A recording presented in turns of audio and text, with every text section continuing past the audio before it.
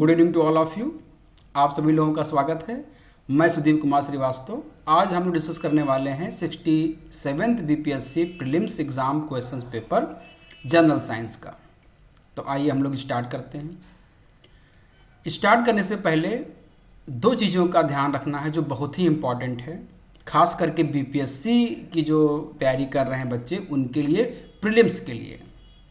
पहला जो important point है वो यह है कि जब आप प्रश्न को करें एग्जामिनेशन हॉल में या जब आप प्रैक्टिस कर रहे हों या आप टेस्ट सीरीज आप कर रहे हों, उस दौरान आपको पहली चीज़ जो ध्यान में रखनी है वह यह है कि आपको ABCD चारों ऑप्शंस को पढ़ना है, क्योंकि बीपीएससी में जो क्वेश्चंस का जो आंसर हैं वो 5 क्रम में हैं।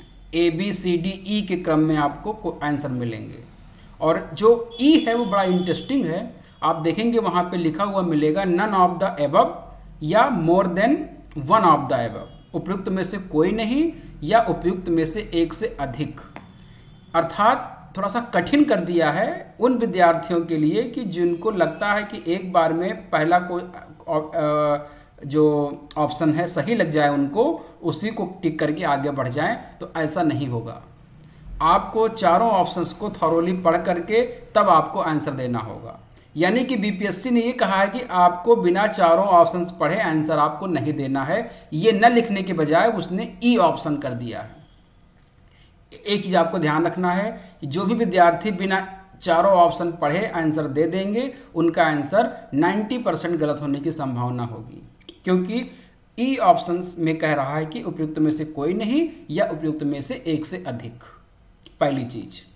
सेकेंड थिंग जो है वो ध्यान रखना है कि जब भी आप पेपर करेंगे तो आपको इंग्लिश और हिंदी दोनों वर्जन के पेपर को आपको देखना है, खास करके उनके लिए जो हिंदी माध्यम के विद्यार्थी हैं, क्योंकि इंग्लिश के जो वर्जन में जो टर्म्स होते हैं उनको आप कभी कभी सहजता से समझ पाते हैं, वही टर्म अगर हिंदी में है तो आपको समझने में प्रॉब्लम आती है। तो मेरा मानना है कि इन दो चीज़ों का विशेष रूप से आप ध्यान रखें, और ये ध्यान आपको एग्जामिनेशन हॉल में तो करनी है, लेकिन इसकी प्रैक्टिस, इसकी आदत आपको स्टार्टिंग से ही डालनी है। जब आप प्रैक्टिस कर रहे हों या आप टेस्ट सीरीज में शामिल हों तभी आपको ये करना है। ठीक है।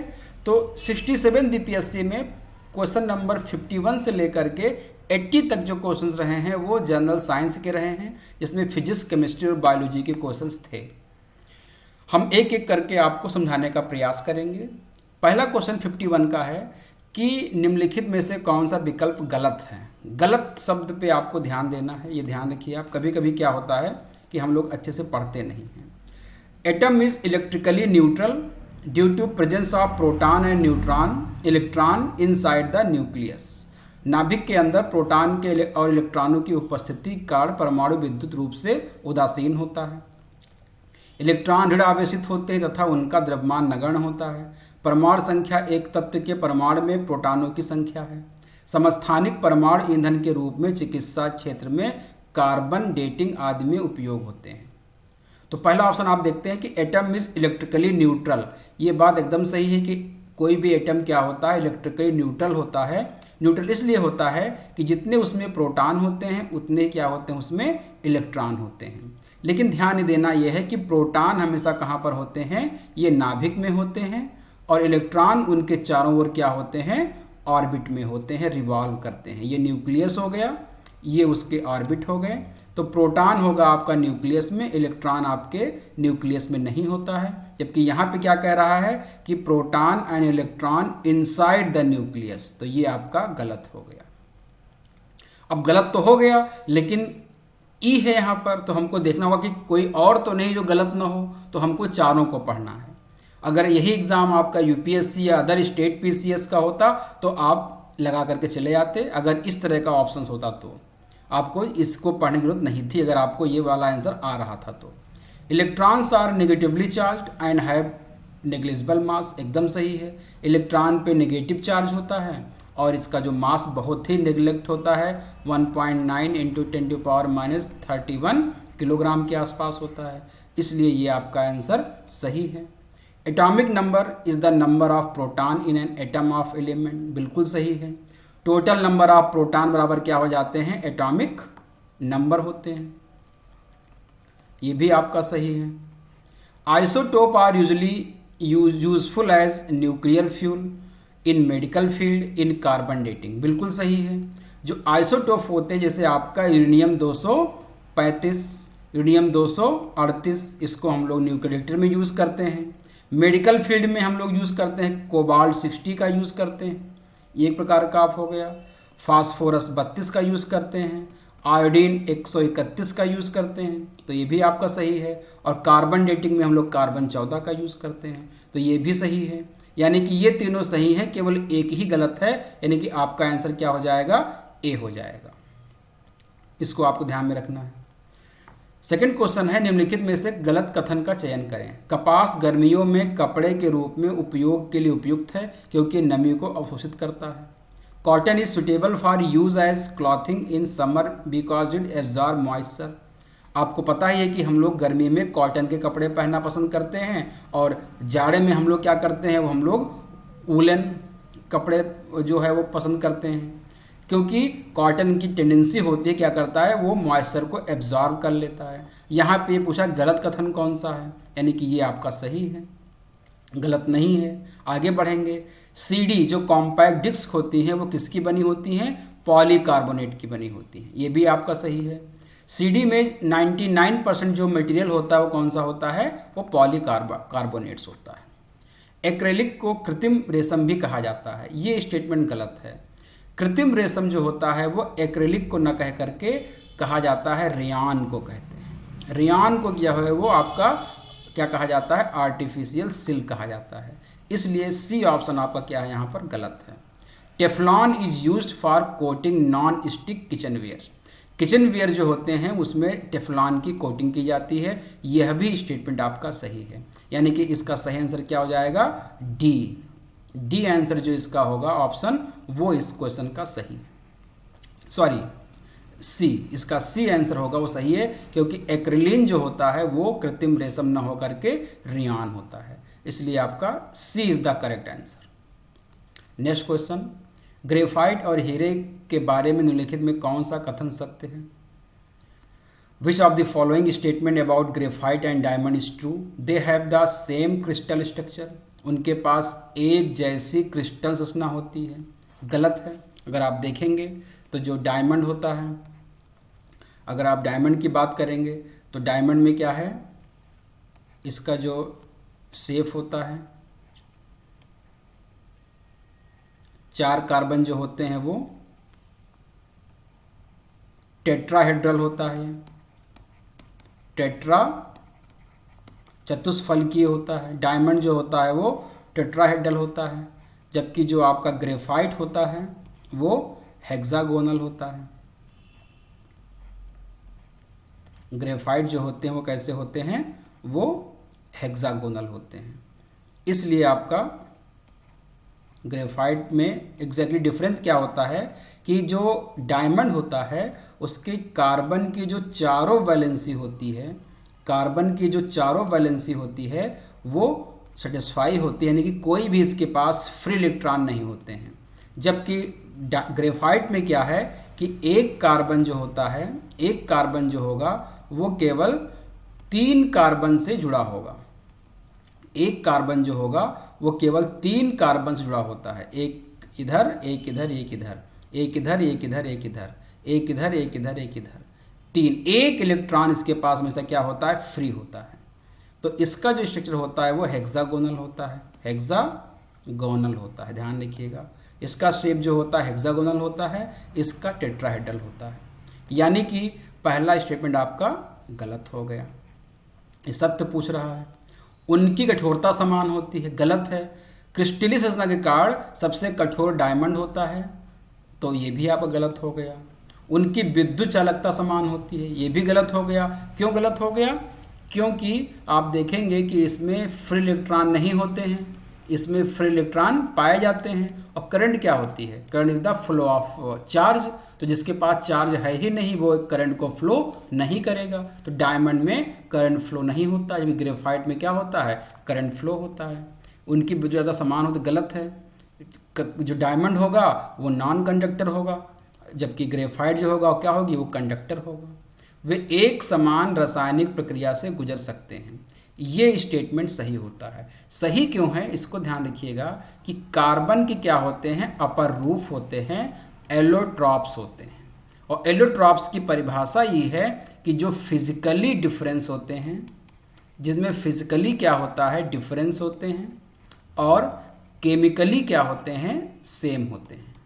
जिनकी केमिकल प्रॉपर्टी सेम होती है और फिजिकल प्रॉपर्टी डिफरेंस होती है, वो एलोट्रॉप्स कहते हैं। चाहे कार्बन हो, यानी कि चाहे कोयला हो, चाहे डायमंड हो, चाहे ग्रेफाइट हो, चाहे आपका फुलरीन हो, चाहे आपका कोई भी हो कार्बन से बना हुआ कंपाउंड, उसको अगर आप बर्न करेंगे, उसको अगर आप कंबसन करेंगे, तो उससे आपको क्या निकलेगा, कार्बन डाइऑक्साइड निकलेगी, CO2 ही निकलेगा जलने पर। कोई भी चीज़ हो, यानी कि जलने पर क्या निकलेगा, कार्बन जलेगा। तो सबकी क्या है कि रासायनिक प्रक्रिया की हुई एक ही जैसी होती है। तो D is the correct answer. Graphite और हीरो को जलाने पर फाइनली क्या निकलेगा, कार्बन डाइऑक्साइड निकलेगी, यानी कि जो कार्बन है वो CO2 में कन्वर्ट हो जाएगा। तो इसका आंसर क्या हो जाएगा बेटा, 53 का D is the correct answer.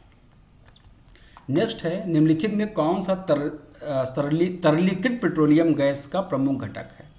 तो यहाँ पे थोड़ा ध्यान देना है कि सबसे ज़्यादा पाई जाती है ब्यूटेन। लगभग 50% ब्यूटेन होती है और लगभग 48% जो है उसमें क्या होती है, प्रोपेन होती है। अब अगर मुझे आंसर लगाना हो तो इसमें हम ई लगाएंगे, क्योंकि दोनों मेन कंपोनेंट हैं। लेकिन ये अब देखना होगा कि बीपीएससी इसमें क्या प्रमुख घटक की बात कर रहा है। केवल अगर ब्यूटेन को अगर उसने माना होगा तो केवल डी होगा, और अगर दोनों को माना होगा तो ई आंसर होगा। मेरी समझ से ई होना चाहिए। 48% प्रोपेन है और 50% क्या है, ब्यूटेन है।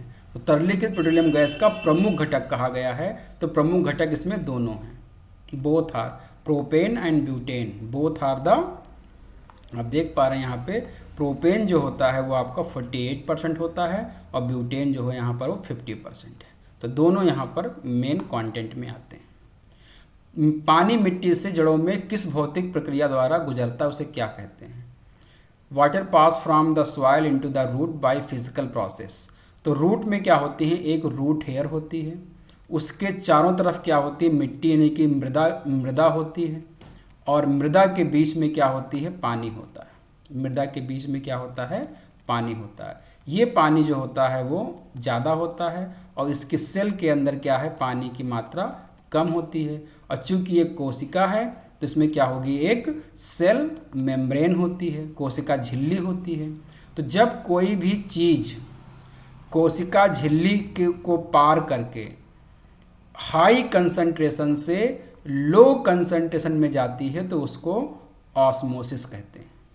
ऑस्मोसिस मतलब होता है, पराशरण मतलब होता है कि when any material liquid pass from higher concentration to low concentration by a semi permeable membrane. अर्धपारगम झिल्ली के द्वारा जब कोई उच्च सांद्रता से निम्न सांद्रता की ओर कोई भी तरल पदार्थ जाएगा तो उसको क्या कहते हैं, पराशरण कहते हैं।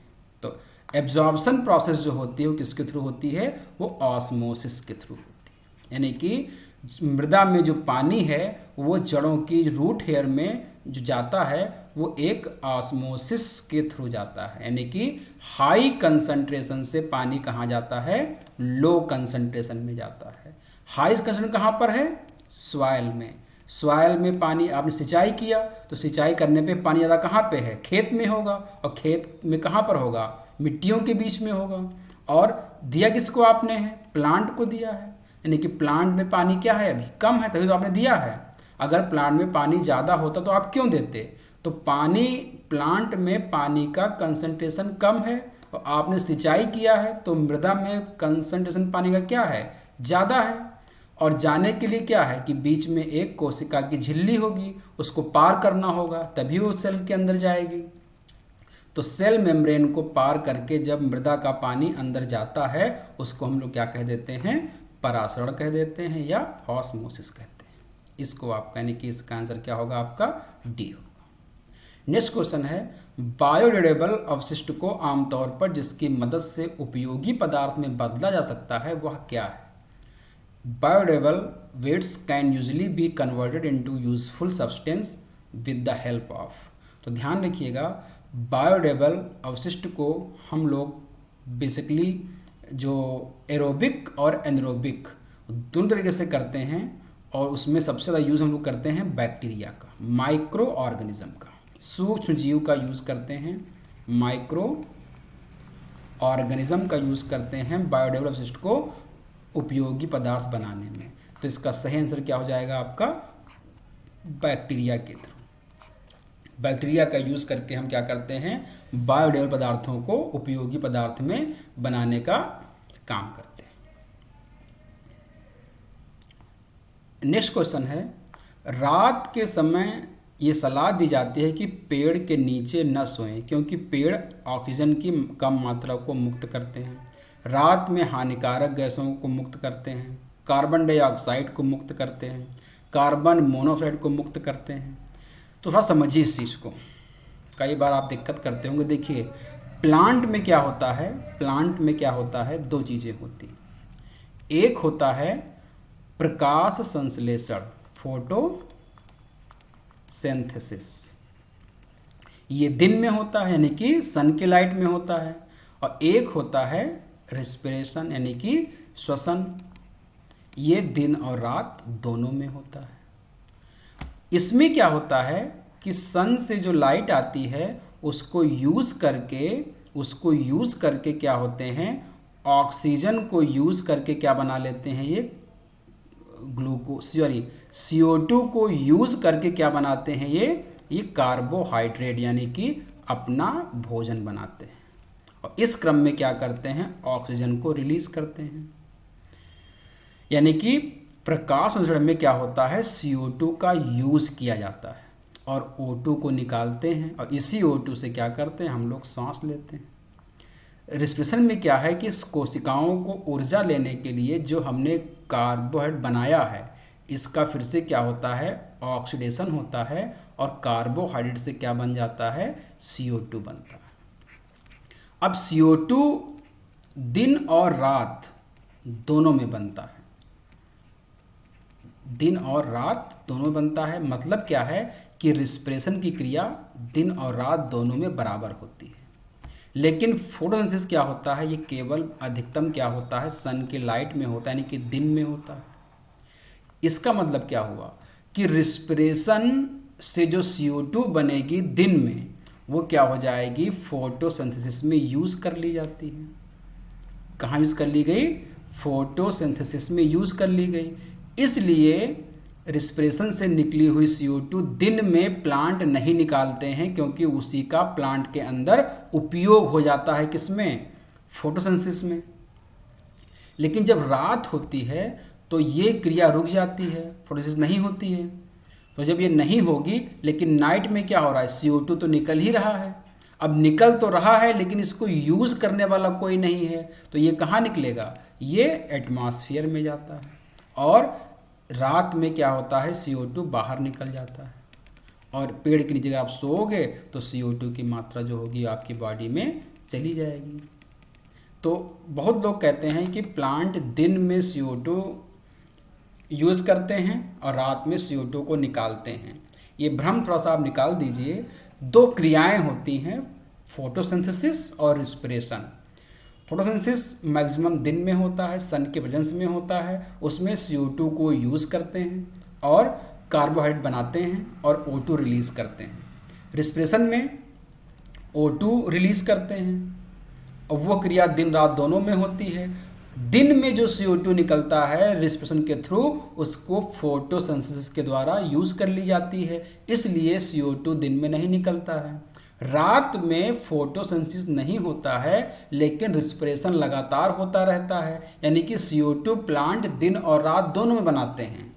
दिन वाला फोटोसिंथेसिस में यूज़ कर लिया गया, रात वाला यूज़ नहीं किया गया, इसलिए वो बाहर निकल जाता है। तो इसका सही आंसर क्या हो जाएगा कि रात में कार्बन डाइऑक्साइड को क्या करते हैं, वो मुक्त करते हैं। सी आंसर इसका आपका सही हो जाएगा। नेक्स्ट है, insectivorous plant grow in soil deficient in. कीट भक्षी पौधे जो होते हैं, ध्यान रखिएगा, जितने भी इंसेक्टिवोरस प्लांट होते हैं ये अपना भोजन खुद बनाते हैं, ऑटोट्रॉप्स होते हैं, अपना भोजन खुद बनाते हैं। तो जब अपना भोजन खुद बनाते हैं तो फिर ये इंसेक्ट क्यों खाते हैं? तो इंसेक्ट खाने का जो इनका मेन पर्पज़ है वो है नाइट्रोजन की पूर्ति करना। यानी कि कीट भक्षी पौधे हमेशा उन सॉइल में उस जगह पर उगते हैं जहाँ पे नाइट्रोजन की कमी होती है, और उस नाइट्रोजन की कमी को पूरा करने के लिए वो क्या करते हैं? कीटों को खाते हैं। तो इंसेक्टिवोरस प्लांट मोस्टली कहाँ ग्रो करते हैं? जिस मृदा में नाइट्रोजन की कमी होती है, जैसे पिचर प्लांट हो गए, ड्रोसेरा हो गए, डायनिया होंगे, वर्टिसिलेस्टर हो गए। ये आपके क्या हैं? कीट भक्षी पादप हैं जो वहाँ उगते हैं जहाँ पर नाइट्रोजन की कमी होती है। नेक्स्ट है पौधे का तना पौधे के सभी हिस्सों में भोजन वितरित करने में तथा stem of plant help in distributing food to all part of the plant, it also help in. यानी कि ये कह रहा है कि स्टेम का काम खाने को पूरी बॉडी में भेजना है, उसके अलावा स्टेम क्या करता है? तो सीधी सी बात है कि स्टेम जो होंगे एक तो फ्लोएम के थ्रू क्या करते हैं? फ्लोएम के थ्रू फूड को पूरी बॉडी में ट्रांसपोर्ट करते हैं, और जाइलम के थ्रू क्या करते हैं? पानी को और मिनरल्स को ऊपर ले जाते हैं। ये स्टेम का काम है। इसके अलावा आपने देखा होगा कि जैसे मूली हो गई, गाजर हो गया, या बहुत सारे स्टेम में क्या होता है? वो फूड को स्टोर करते हैं, भोजन का क्या करते हैं? वो फूड में संग्रह करते हैं। ये भी आपका आंसर सही है। शेपिंग द प्लांट, ये भी सही है। स्टेम भी क्या करते हैं? एक प्लांट का शेप कैसा होगा? जैसे उसमें क्या होंगे? स्टेम होंगी, जैसे ब्रांचेस होंगी, तो ये भी आपका सही है। और तने क्या करते हैं? रिस्पिरेशन भी करते हैं, एकदम सही है। और फोटोसिंथेसिस, तने में क्या होंगे? पत्तियां होंगी, वो क्या करेंगी? सेंसिस करेंगी। तो इसका आंसर क्या हो जाएगा आपका? E is the correct answer. इसका सही आंसर क्या हो जाएगा? ई हो जाएगा। ये ध्यान रखिएगा, इसका सही आंसर क्या हो जाएगा बेटा? ई हो जाएगा। नेक्स्ट क्वेश्चन है, in transfusion blood must of compatible not only in blood type but also in. आदतन में रक्त न केवल रक्त के प्रकार में बल्कि, यानी कि जब आप किसी को ब्लड देते हैं तो ब्लड टाइप के अलावा भी हमको किन किन बातों पे ध्यान रखना है। तो भी ध्यान देना है कि उस व्यक्ति का RH फैक्टर कैसा है, उसमें RBC कितनी है, उसमें रेड ब्लड सेल्स का काउंट कितना है, और जो डोनर और रेसिपिएंट के रेस क्या है। अगर हम रेस पे नहीं जाते हैं तब भी इन तीनों चीज़ों पर हमको बेसिकली ध्यान देना होता है कि उसमें नंबर ऑफ़ वाइट सेल्स कितने हैं, नंबर ऑफ़ रेड सेल्स क्या हैं पर क्यूबिक मिलीमीटर में, उस पर हमको ध्यान देना होता है। लेकिन हो सकता है कि इसका क्वेश्चन आंसर वो ए ही मान सकता है, क्योंकि ब्लड टाइप में AB के साथ आप देखते हैं A positive, A negative, P positive, B negative, AB positive और AB नेगेटिव, O पॉजिटिव और O नेगेटिव, इन चीज़ों को देखा जाता है। तो मेरे हिसाब से इसका आंसर ई होना चाहिए। अब आयोग इसका आंसर क्या देता है? अगर टेक्निकली देखा जाए तो इसका आंसर ई होना चाहिए कि जब हम किसी को ब्लड देंगे तो उसमें वाइट ब्लड सेल्स का कितना नंबर है, ज़्यादा तो नहीं है। अगर उसमें वाइट ब्लड सेल्स के नंबर ज़्यादा हैं इसका मतलब उसको ल्यूकीमिया हो सकता है। अगर रेड ब्लड सेल्स के नंबर कम है तो उसको एनीमिया हो सकता है। तो एनीमिक पर्सन के व्यक्ति का ब्लड आप किसी को दूसरे को नहीं दे सकते। तो इन चीज़ों का आपको ध्यान रखना होगा। नेक्स्ट है पिट्यूटरी ग्लैंड जो होती है वो कहाँ होती है? तो पिट्यूटरी ग्लैंड जो होती है एक प्रकार की हमारी क्या है? एंडोक्राइन ग्लैंड है, अंतःस्रावी ग्रंथि है जिससे हार्मोन्स निकलते हैं। इसको मास्टर ग्लैंड भी कहते हैं क्योंकि ये सभी अदर जो हमारी एंडोक्राइन ग्लैंड्स हैं उनको कंट्रोल करती है। ब्रेन में, मस्तिष्क में एक हड्डी होती है, उसको कहते हैं स्फेनॉइड बोन। स्फेनॉइड बोन होती है, उसी स्फेनॉइड बोन में एक कैविटी होती है, उसका नाम है सेला टर्सिका।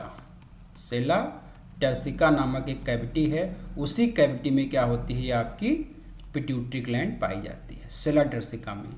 ये सबसे छोटी होती है, इसका वजन 0.5 ग्राम के आसपास होता है। तो इसका आंसर क्या हो जाएगा? आपका डी हो जाएगा। नेक्स्ट है which of the following rays waves are use to know the growth of foetus in the वम।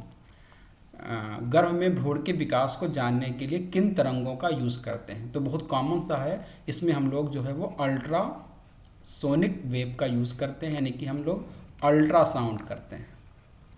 अल्ट्रासाउंड टेक्निक है, इसमें हम लोग अल्ट्रासोनिक वेव्स को यूज़ करके जानते हैं कि जो वम है उसमें जेनेटिक कोई डिजीज़ तो नहीं है, उसकी ग्रोथ कैसी हो रही है।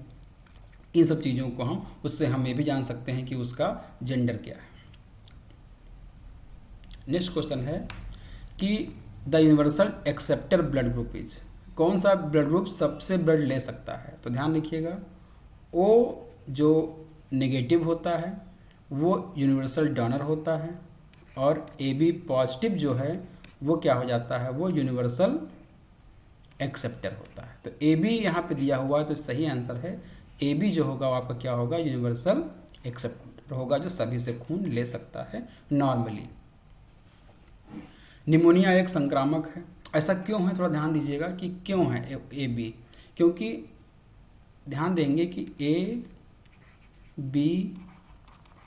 बी एंड ओ, अगर हम बात करें एंटीजन और एंटीबॉडी की, तो ए में ध्यान रखिएगा, ए में एंटीजन ए होता है और एंटीबॉडी बी होता है, बी में एंटीजन बी होता है और एंटीबॉडी स्मॉल ए होता है, ए बी में एंटीजन ए और एंटीजन बी दोनों होते हैं और कोई भी एंटीबॉडी नहीं होता है। जबकि ओ की अगर बात करें, ओ की बात करेंगे तो ओ में कोई भी एंटीजन नहीं होता है, लेकिन एंटीजन और एंटीबॉडी दोनों होते हैं।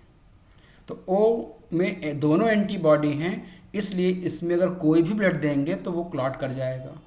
और ए बी में क्या है कि दोनों एंटीबॉडी एंटीजन है, कोई एंटीबॉडी नहीं है, तो अगर आप इसको ब्लड ग्रुप देते हैं किसी को भी, तो क्योंकि इसमें कोई भी एंटीबॉडी है ही नहीं, तो वो उससे इंटरेक्ट नहीं करेगा, या जो ब्लड आप देंगे उसकी मात्रा कम होगी और जो आपकी बॉडी में है वो थोड़ी ज़्यादा रहेगी।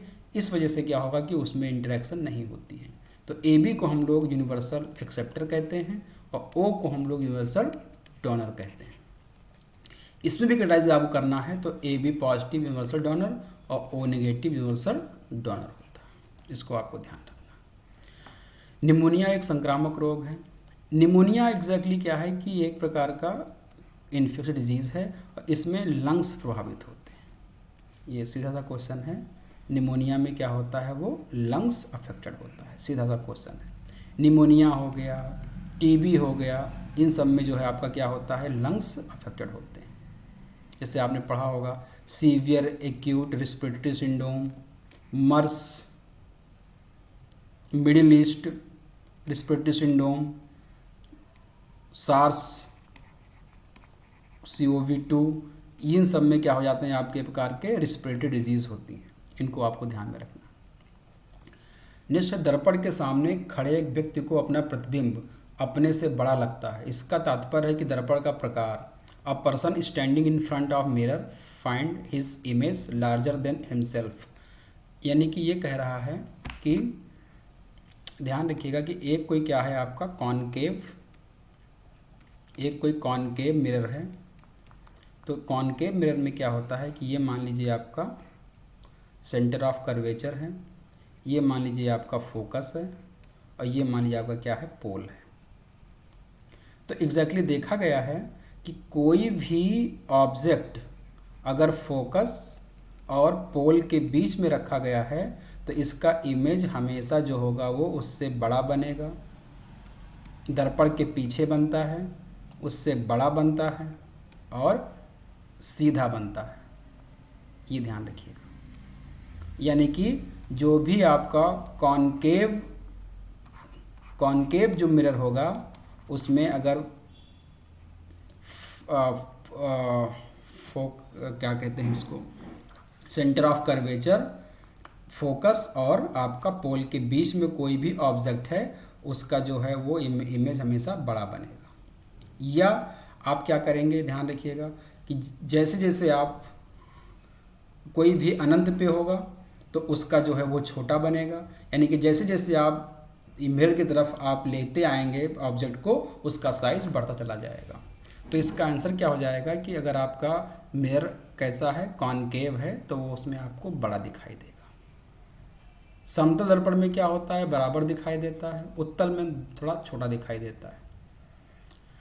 तो इसका आंसर आपका क्या हो जाएगा, अवतल दर्पण। नेक्स्ट है, एक पंखा गर्मी के मौसम में आराम की अनुभूति पैदा करता है क्योंकि a fan produce a feeling of comfort during the hot weather because. तो जब गर्मी में पसीना निकलता है और पसीने निकलने में जब फैन चलाते हैं तो वेपरेशन होता है, और उस वेपरेशन से क्या हो जाता है कि आपकी बॉडी की जो हीट है वो बाहर निकलती है, उससे आपको पसीना ठंडा फील होता है। तो इसमें आप ढूंढिए, पंखा ठंडी हवा की आपूर्ति करता है, पंखा ठंडी हवा की आपूर्ति करता है। पंखा ठंडी हवा नहीं देता है क्योंकि पंखा जो आपके कमरे की हवा, जो आपने फील भी किया होगा कि जो टेम्परेचर कमरे का होगा वही हवा देगा, तो ये तो गलत हो गया। हमारा शरीर हवा में अधिक गर्मी विकसित करता है। Our body radiate more heat in air, ये भी गलत है। हवा की चालकता बढ़ जाती है, कंडक्टिविटी ऑफ एयर इंक्रीजेस, ये भी गलत है। हमारा पसीना तेजी से वाष्पित होता है, ये सही है। अवर परस्पिरेशन इवेपोरेट रैपिडली, हमारा जो पसीना है वो क्या हो, तेज गति से इवेपोरेट होता है, और इवेपोरेशन में ही क्या हो जाता है, चीज़ें ठंडी होती हैं। आपने ये भी महसूस किया होगा, मटके में जब पानी के मटके में आप पानी भर के रखते हैं तो पानी क्या हो जाता है, कुछ देर में ठंडा हो जाता है। ये भी किस फिनोमेना से होता है, इवेपोरेशन से।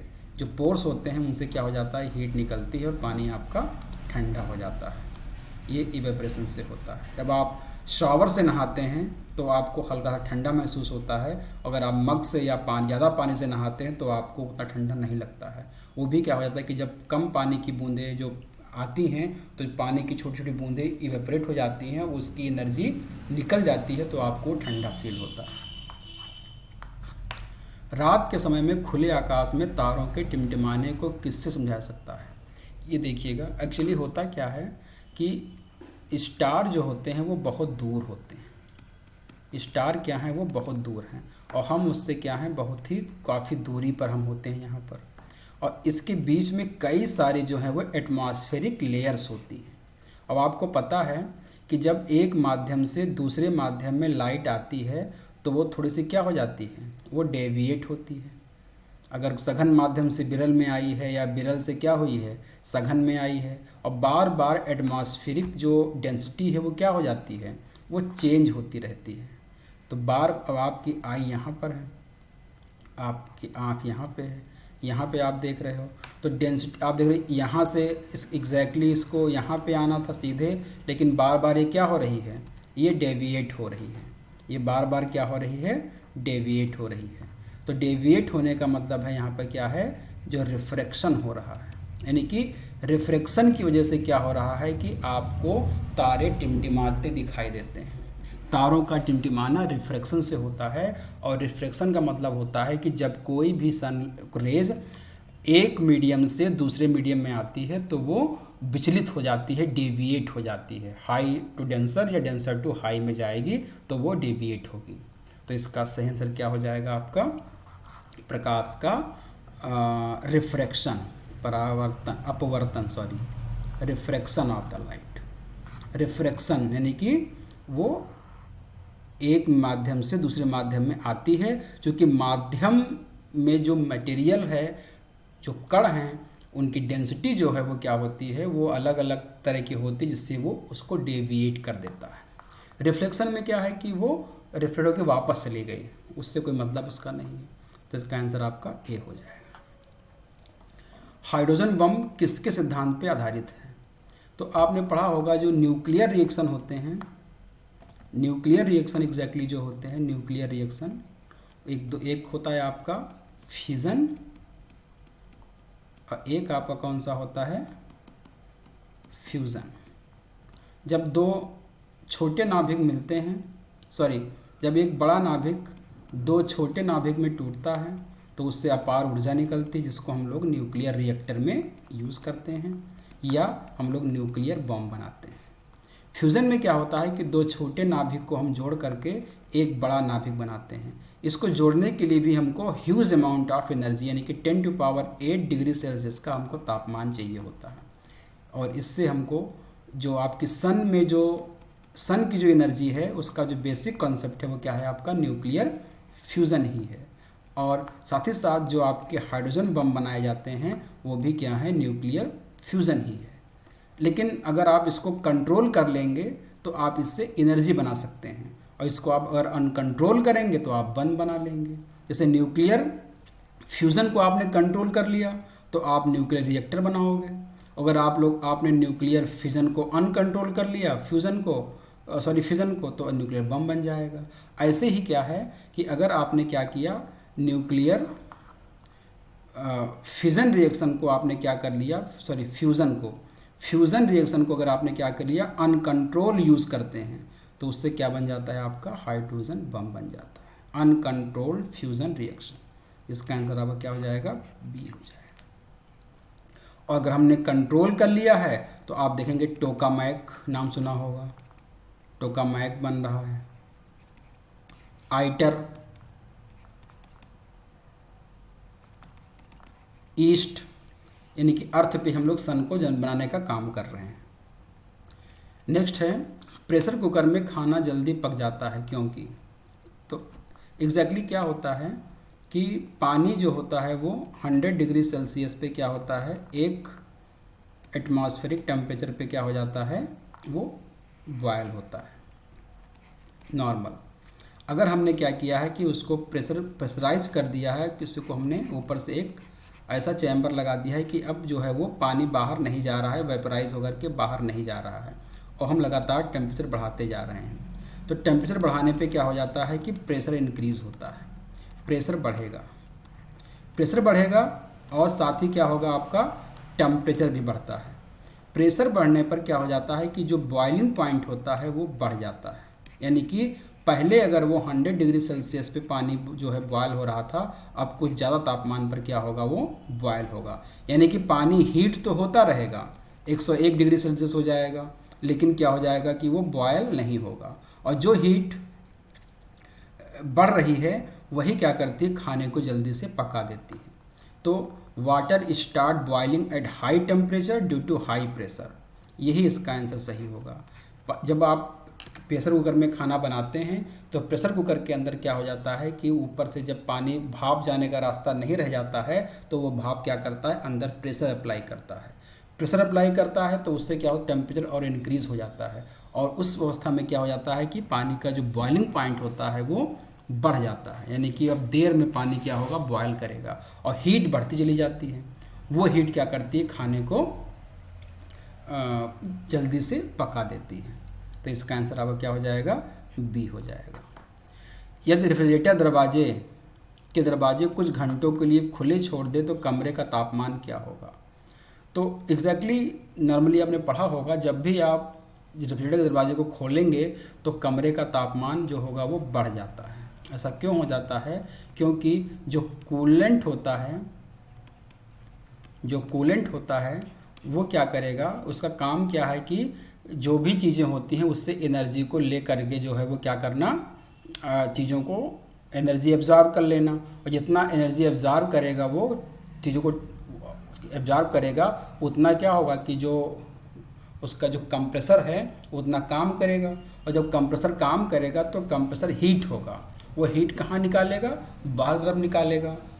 तो आप खोल देंगे तो कूलेंट की रेट बढ़ जाएगी, उससे क्या होगा, कंप्रेसर को ज़्यादा काम करना पड़ता है, और कमरा क्या है कुछ देर बाद वो नॉर्मल थोड़ा गर्म हो जाता है, क्योंकि कंप्रेसर से हीट ज़्यादा निकलने लगती है। तो इसका आंसर क्या हो जाएगा, बी हो जाएगा। बर्फ़ का एक टुकड़ा पानी से लबालब भरे बीकर में तैर रहा है, जब पूरी बर्फ़ पिघल जाए तब क्या होगा। तो ध्यान दीजिएगा कि जब कोई एक गिलास पानी है, एक गिलास मान लीजिए पानी भरा हुआ है, आप जब भी मान लो पूरा पानी यहाँ पर लबालब भरा हुआ है, ठीक है, तो जब भी आप क्या करोगे, किसी बर्फ़ के टुकड़े को अंदर डालोगे, डालते समय ही क्या होगा कि जितना इसका आयतन है उतने आयतन के पानी को ये बाहर निकाल देगा। और यहीं पर अपने आप को एडजस्ट कर लेगा। यानी कि ये तभी इसमें, जैसे इसमें आएगा बर्फ़ का टुकड़ा, उतना पानी वो पहले ही बाहर निकाल देगा। अब क्या होगा कि जब ये पिघल जाएगा तो चूंकि पहले से ही क्या किया, जितना उसका आयतन है उतना पानी उसने पहले ही निकाल दिया है, तो जब ये पिघलेगा तो उसी आयतन को क्या करेगा, वो घेर लेगा, इतना आयतन उसने बाहर निकाला था। तो कोई भी आयतन में परिवर्तन नहीं आएगा, क्योंकि उसने पहले ही क्या किया है कि पानी को निकाल दिया था डालते समय ही। आपने आर्किमिडीज का यहाँ बात नहीं होगी, तो इस चीज़ को आपको यहाँ पे ध्यान रखना कि बर्फ़ का एक टुकड़ा पानी के से लवलभ भरे बीकर में तैर रहा है कह रहा है। तैर रहा है का मतलब ये ही हो गया कि जब आपने डाला होगा जिस समय, उसी समय पानी उतना निकाल दिया होगा जितना इसका आयतन था। अब सतह जल स्तर नहीं बदलेगा, वही रहेगा। The water level will not change, क्योंकि पहले से उसने निकाल दिया। तो इसका आंसर क्या हो जाएगा, डी हो जाएगा। नेक्स्ट है, निम्नलिखित में कौन सा सही सुमेलित नहीं है कह रहा है। तो वोल्टमीटर जो होता है उससे हम लोग पोटेंशियल डिफरेंस नापते हैं, एकदम सही है। अमीटर से हम लोग इलेक्ट्रिक करंट नापते हैं, एकदम सही है। पोटेंशियोमीटर से हम लोग इलेक्ट्रोमोटिव फोर्स नापते हैं, ईएमएफ नापते हैं, ये भी आपका सही है। गैल्वेनोमीटर से हम लोग इलेक्ट्रिक रेजिस्टेंस नहीं नापते हैं, इससे हम लोग इलेक्ट्रिक करंट नापते हैं, ये भी आपका गलत आंसर है कि D is the wrong answer. इससे हम लोग इलेक्ट्रिक करंट को नापते हैं, न कि रेजिस्टेंस को नापते हैं। तो इसका आंसर क्या हो जाएगा, डी, गलत पूछा गया है। यदि एक पंख मतलब फीदर, चिड़िया का पंख, एक रबर की गेंद, रबर बॉल, और लकड़ी की गेंद, वुडन बॉल, निर्वात में यानी कि वैक्यूम से फॉलिंग फ्रीली साइमल्टेनियसली, एक साथ अगर हम वहाँ पे छोड़ते हैं सेम हाइट से वैक्यूम में, तो क्या होगा। तो ध्यान रखिएगा कि तीनों चीज़ों को, मान लीजिए एक, थोड़ा सा इसको समझिए, मान लीजिएगा कि एक, मान लीजिए क्या है, ये फीदर है, ये मान लीजिए एक लकड़ी की बॉल है, और एक क्या था आपका, रबर की बॉल है। एक इसकी बॉल है, रबर की बॉल है। तो लकड़ी के बॉल होगा, इसका मास क्या होगा, ज़्यादा होगा, इसका मास उससे थोड़ा सा कम होगा, और इसका मास सबसे कम होगा। लेकिन जब फ्री फॉल हो रहा होता है तो इन तीनों पर जो ग्रेविटेशनल फोर्स लगता है वो सेम लगेगा, तीनों पे सेम लगता है, सभी में सेम लगता है। लेकिन चूंकि वैक्यूम है, ध्यान रखिएगा, चूंकि क्या है, वैक्यूम है, तो वहाँ पर एयर रेजिस्टेंस नहीं होगा। तो चूंकि एयर रेजिस्टेंस नहीं है और तीनों पर क्या है कि सेम ग्रेविटेशनल फोर्स लग रहा है, इसलिए तीनों एक ही टाइम पर जो होंगे वो सरफेस पे आकर के गिरेंगे। ये ध्यान रखिएगा, एक ही टाइम पर वो सरफेस पे आकर के गिरेंगे। क्यों, क्योंकि एयर रेजिस्टेंस क्या है, जीरो है। एयर रेजिस्टेंस जीरो क्यों है, क्योंकि वो वहाँ पर क्या है, वैक्यूम है। अगर एयर रेजिस्टेंस होता, अगर एटमॉस्फेयर होता, तो पहले वो आती जिसका वेट क्या है, वो ज़्यादा है। ये ध्यान, यानी कि पहले आपकी लकड़ी वाली आती, फिर आपकी रबर वाली आती, उसके बाद आपकी कौन आती, फीदर आता। लेकिन चूंकि क्या है कि वैक्यूम है, तो वैक्यूम में होने पर सभी में क्या हो जाती है, सेम जी की वैल्यू लगती है। इस चीज़ को आपको ध्यान रखना है। तो इसका आंसर क्या हो जाएगा, तीनों एक साथ जमीन पे पहुंचेंगे, तीनों एक साथ जमीन पर पहुंचेंगे। All the three will reach at the ground together, all the three will reach at the ground together. Next, जब दिन में पानी पर साबुन की फिल्म दिखाई देती है तो सुंदर रंग दिखाती है, ये इस घटना का कारण क्या है। तो सीधी सी बात है कि इसको आपने पढ़ा होगा कि जब साबुन पर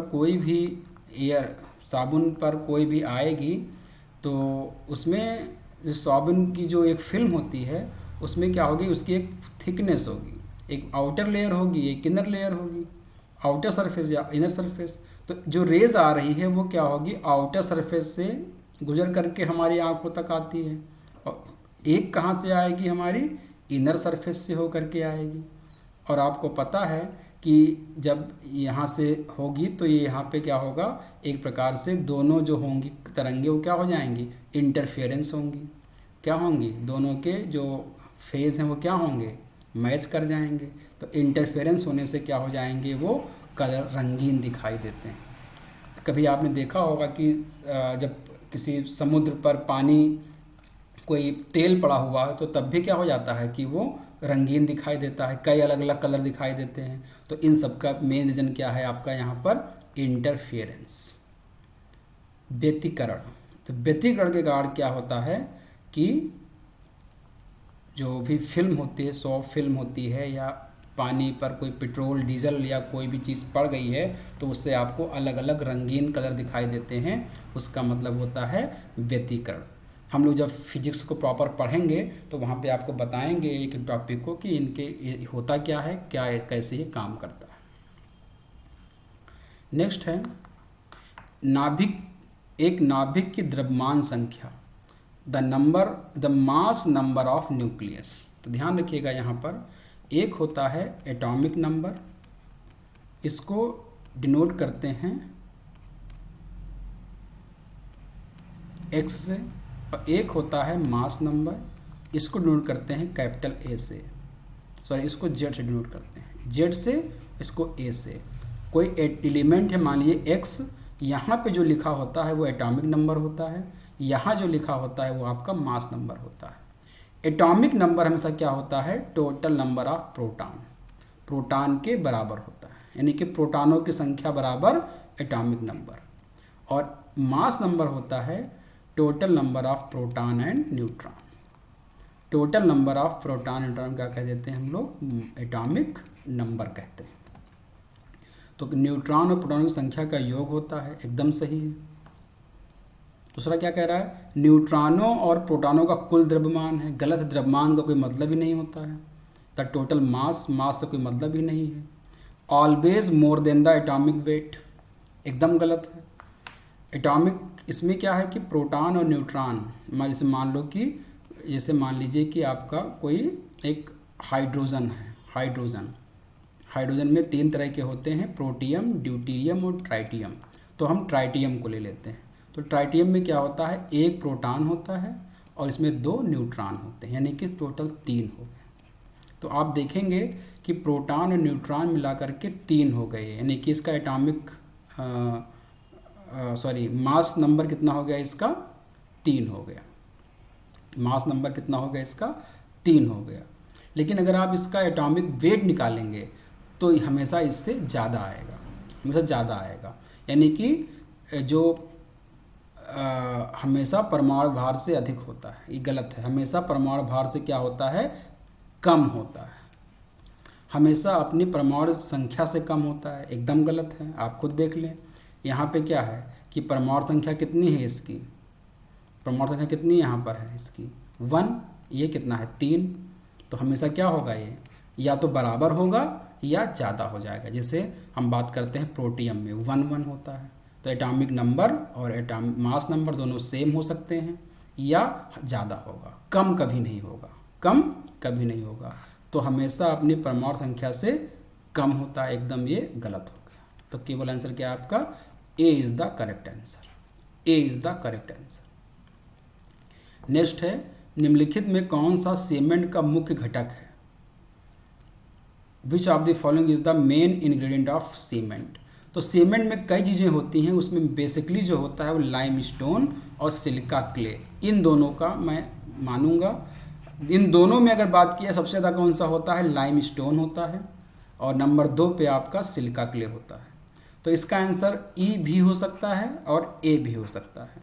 अगर इन दोनों को वो मान रहा होगा तो आपको ई लगाना है, अगर ए केवल एक को मान रहा होगा तो आपको ए लगाना है, लाइमस्टोन। मेरी समझ से ई होना चाहिए, क्योंकि लाइमस्टोन और सिलिका दोनों इस सीमेंट के क्या होते हैं, मेन इंग्रेडिएंट होते हैं। और अगर इन दोनों की बात की जाए तो सबसे ज़्यादा कौन होता है, आपका लाइमस्टोन होता है। एक तत्व के समस्थानिक अलग अलग होते हैं, एक तत्व के समस्थानिक अलग अलग होते हैं। तो आप ध्यान रखिएगा कि एग्जैक्टली जो आइसोटोप होते हैं, आइसोटोप में क्या होता है, एटॉमिक नंबर क्या हो जाते हैं, सेम होते हैं, बट मास नंबर क्या होते हैं, वो डिफरेंट होते हैं। यानी कि जो Z होता है वो हमेशा सेम होगा और A जो होगा कैपिटल वो क्या होगा, वो डिफरेंट होगा। जैसे बात की जाए यूरेनियम 92 235, यूरेनियम 92 238, दोनों में क्या है, Z सेम है और A क्या है, डिफरेंस है। Carbon 6 14, carbon 6 13 12, carbon 6 13। अब आप देख रहे हैं यहाँ पे एटॉमिक नंबर तीनों में सेम है लेकिन मास नंबर क्या है, डिफरेंस है। तो आइसोटोप ये आपस में क्या है, both are isotope, all are isotope. Protium, deuterium and tritium 1 1 1 2 1 3। देख रहे हैं आपको एटॉमिक नंबर क्या है, सेम है, बट मास नंबर क्या है, डिफरेंस है, लेकिन आपस में क्या है, आइसोटोप है। तो आइसोटोप में क्या होता है, एटॉमिक नंबर सेम होता है बट मास नंबर क्या होते हैं, डिफरेंट होते हैं।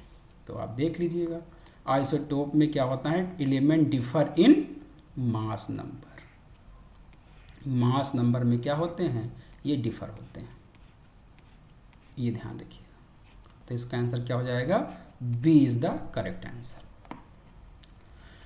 नेक्स्ट क्वेश्चन, वो ताप बिंदु जिस पर ठोस, द्रव और गैसीय अवस्थाएं एक साथ रह सकती हैं, the temperature point at which solid, liquid and gaseous state में stay together is known as. तो इसको ट्रिपल पॉइंट कहते हैं, ऐसा पॉइंट जहाँ पर सॉलिड, लिक्विड, गैस तीनों एक स्टेज में रह सकती हैं। यहाँ पे आप देख पा रहे हैं कि ये प्रेशर है, ये आपका टेम्परेचर है। जीरो टेम्परेचर आप यहाँ पे देख पा रहे हैं और 1 डिग्री 1 एटमॉस्फेयर यहाँ पर आपका प्रेशर है। ये जो पॉइंट होता है ये आपका 0.01 डिग्री सेल्सियस पे, और जो एटमॉस्फेरिक प्रेशर होता है वो 0.6 पर होता है। उस पर क्या हो जाते हैं कि सॉलिड, लिक्विड और गैस, वाटर तीनों फेज में यहाँ पर आपको दिखाई देंगे। यहाँ पे आप देखेंगे 100 डिग्री और 1 एटमॉस्फेयर पे आप देखेंगे तो यहाँ पर आपको क्या मिलेगा, यहाँ पर आपको आइस नहीं मिलेगी। क्या मिलेगा यहाँ पे 100 डिग्री पर, या तो आपको स्टीम और आपको वाटर मिलेगा। यहाँ पर आ जाएंगे क्रिटिकल पॉइंट पर 374 डिग्री सेल्सियस टू 118 एटमॉस्फेयर पे, इसको क्रिटिकल पॉइंट कहते हैं। इसके ऊपर सुपर क्रिटिकल फ्लूइड आ जाता है।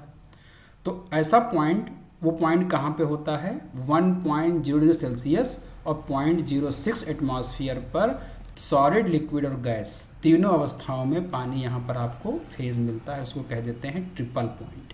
इस पॉइंट को क्या कह देते हैं, ट्रिपल पॉइंट। ये ध्यान रखिएगा। The temperature point at which solid, liquid, gas state में stay together is known as triple point. Aluminium का सबसे महत्वपूर्ण ऑक्साइड अयस्क क्या है, तो ये बॉक्साइट होता है। इसको याद ही करना होगा आपको, बहुत सारे आपको अयस्क के नाम याद करने होंगे। तो बॉक्साइट जो होता है एल्युमिनियम का अयस्क। मोस्ट इम्पॉर्टेंट ये हो गया, निम्नलिखित में से किस विलयन के पीएच का मान 7 से अधिक है।